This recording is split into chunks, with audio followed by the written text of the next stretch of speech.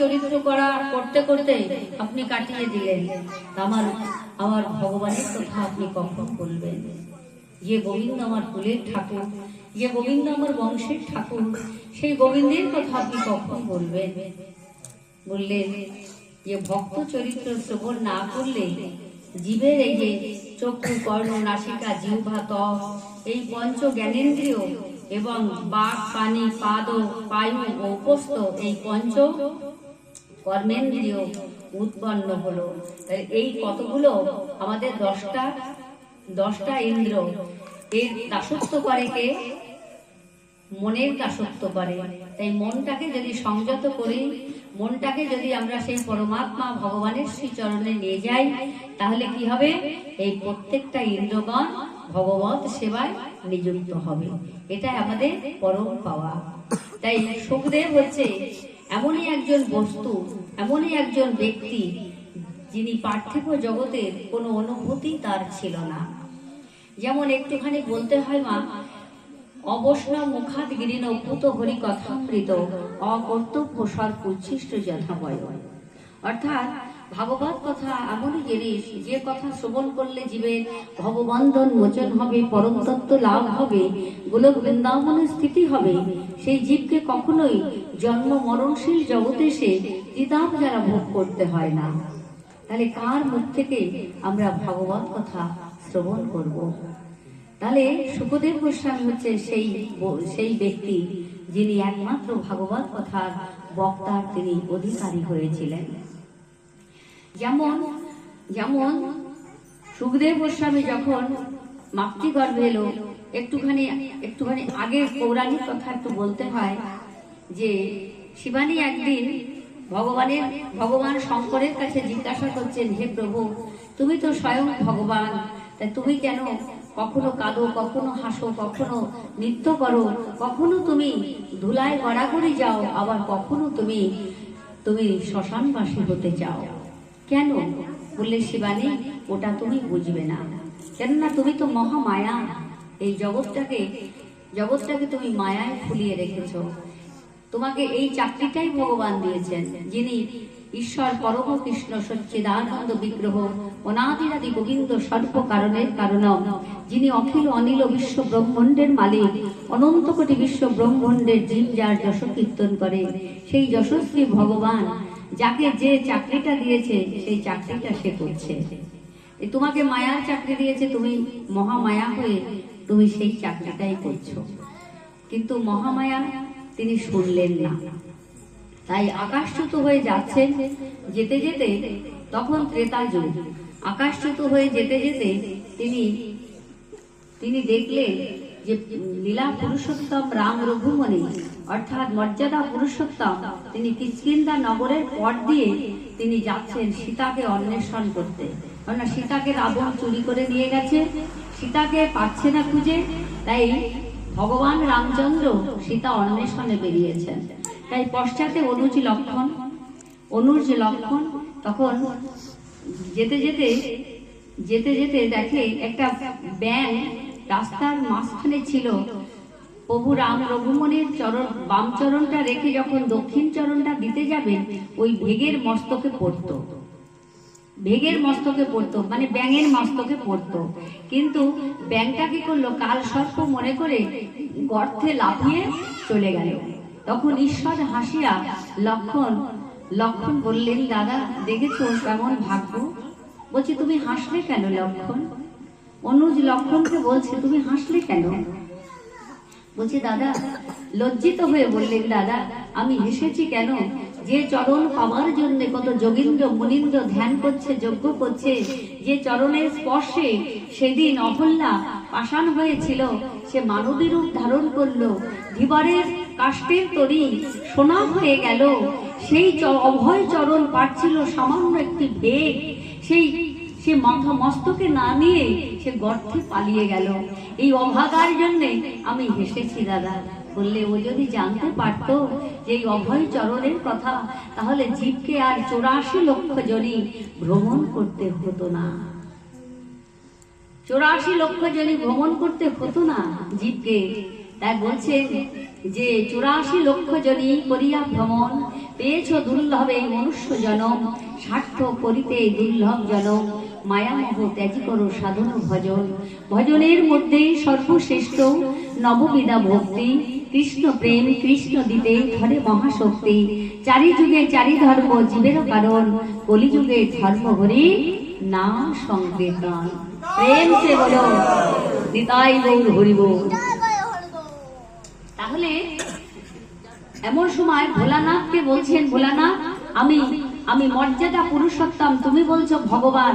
তিনি শাস্ত্রদ্ধ প্রণাম জানালেন, নমস্কার করলেন, বললেন তুমি শঙ্কর ভগবান হয়ে দশরথ পুত্র রামচন্দ্রকে তুমি প্রণাম করলে কেন? বললেন উনি পূর্ণ ব্রহ্ম ভগবান, তাই আমি নমস্কার করেছি। বলছেন আমি বিশ্বাস করি না। উনি যদি ভগবান হবেন তবে সেটা হারিয়ে কাঁদছেন কেন? তা ভগবানের সেটা কখনো চুরি হয়? মহামায়া তিনি বিশ্বাস করতে পারলেন না, তাই কি করলেন? মহামায়া তিনি শিবের কাছ থেকে তিনি চলে আসলেন। এসে মর্তধামে এসে একটি বৃক্ষের আড়ালে লুকিয়ে লুকিয়ে ভেউ ভেউ করে কাঁদছেন। কেননা সীতারূপ ধারণ করেছে, সীতারূপ ধারণ করে তিনি ভেউ ভেউ করে কাঁদছেন। রামচন্দ্র আমাকে দেখে যদি ভুল করে তাহলে বুঝবো তিনি শুধুই দশরথ পুত্র, কিন্তু তিনি যদি আমার মায়া থেকে সরে দাঁড়ান, সরে যান, মায়াটা বুঝতে পারেন, তাহলে আমি বুঝবো তিনি পূর্ণ ব্রহ্ম ভগবান। একটুখানি এগিয়ে গিয়ে দেখছেন সীতারূপ ধারণ করে মহামায়া তিনি কাঁদছেন ভেউ ভেউ করে। রাম রঘুমণি একটুখানি এগিয়ে গিয়ে বললেন, মা আকাশচ্যুত হয়ে দুজনে যাচ্ছিলে, তুমি একলা এলে কেন? ভোলানাথ এলেন না? মা তখন লুটিয়ে পড়লেন প্রভু রাম রঘুমণির শ্রীচরণে, বললেন প্রভু যে পদে আমাকে পদান্বিত করেছো, যে পদটাকে তুমি আমায় দিয়েছো মহামায়া, তো মায়ার আমি এই জগৎটাকে, যেটা জগৎটাকে মিথ্যা করে দেখাই, যেটা সত্য সেটা মিথ্যা করে দেখাই, আর যেটা মিথ্যা সেটাকে সত্য করে দেখাই, এটাই আমার কাজ, এটাই আমার চাকরি। আমরা এই পার্থিব জগতে যা কিছু দেখছি সবই মিথ্যা, একমাত্র ভগবত চরণই হচ্ছে সত্য।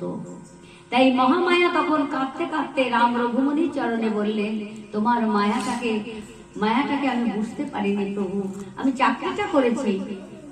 তাহলে ভোলানাথ আমাকে কখনোই বলেননি, তাই তুমি আমায় বলে দাও ঠাকুর, কোন প্রেমে তিনি হাসে কাঁদে?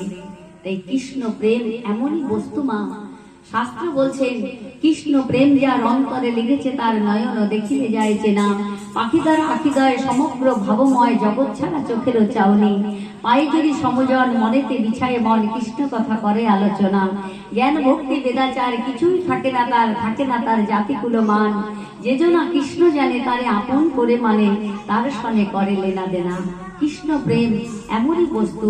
প্রভু রাম রঘুমণি বললেন, যাও মা, এই জন্মে তুমি সেই প্রেম তুমি পাবে না, আগত দাপার যুগে আমি বহু বল্লভ রূপে আমি বৃন্দাবনে আবির্ভূত হব, সেই দিন তুমি মহামায়া ছেড়ে যোগমায়া যোগেশ্বরী রূপে সেই দিন তুমি আবির্ভূত হবে, সেই দিন তুমি আমার কৃষ্ণ প্রেম আস্বাদন করবে।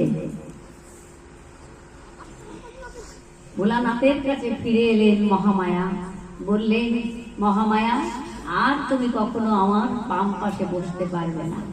কেন কেন? বলে না, যিনি আমার ইষ্ট দেবতা, যিনি সীতা মা, সীতাকে আমরা মা বলি, তাহলে সেই মায়ের রূপ ধারণ করে যখন তুমি ভগবানকে পরীক্ষা করতে গিয়েছিলে, এই তুমি যখন সীতা রূপ ধারণ করেছ, তুমি আর মহামায়া রূপে আমার আর বাম পাশে বসতে পারবে না। তাই সেই দিন থেকে ভোলানাথ বাম পাশে আর বসাননি, মাতৃরূপে রেখেছেন। তাই আজকে সেই ভোলানাথ বলছেন, শিবানী আজ তুমি কৃপা পেয়েছো ভগবানের, ঈশ্বরের কৃপালে শয়ত যাহারে সেই ঈশ্বর তত্ত্ব জানিবারে পারে। তাই তুমি ঈশ্বরের কৃপা পেয়েছো, চলো অমরনাথে গিয়ে তোমাকে সেই ভগবত কথা, অমৃত কথা আমি আজ তোমাকে শোনাবো। তাই সুখদেব সেই কথাই আজকে বলতে বসেছেন। যে শিবানীকে নিয়ে ভোলানাথ অমরনাথে গেলেন। অমরনাথে গিয়ে সূর্য স্থানে, যেখানে নিশুতি রাত্রি, যেখানে কেউ তৃতীয় ব্যক্তি নেই, সেইখানে বসে বসে ভজন তত্ত্ব তিনি বলতে লাগলেন। অমর কথা, অমৃত কথা, যে কথা শ্রবণ করলে জীবের অমরত্ব লাভ করে, সেই অমৃত কথা আজ বৈষ্ণব কুলতিল ভোলানাথ আজকে তিনি বলছেন। শিবানীকে বললেন, শিবানী তুমি আমার মুখ থেকে অমর কথা শুনবে, তবে তুমি সাই দেবে, সমর্থন করবে। সমর্থন ছাড়া আমি কিন্তু ভাগবত কথা বলতে পারবো না।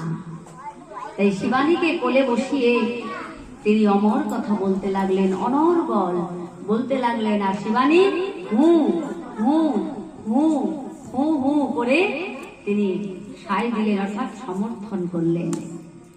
এর মধ্যে বৃন্দাবনের সুখ পাখি, বৃন্দাবনের সুখ পাখি যেদিন ভগবান চলে গেলেন তার স্বধামে, সেই দিন সুখ পাখি আর বৃন্দাবনে থাকতে পারলেন না। তিনি অনন্য উপায় হয়ে সমস্ত দিকে ঘুরতে ঘুরতে সেই অমরনাথে গিয়ে দেখেন ভোলানাথ তার সেই প্রেমের কথা, ভগবানের ভজন কথা তিনি শিবানীর কাছে বললেন। কিন্তু অধিক রাত্রি মহামায়া, তখন তিনি ঘুমিয়ে পড়লেন, অর্থাৎ তন্দ্রাভূত হয়েছেন।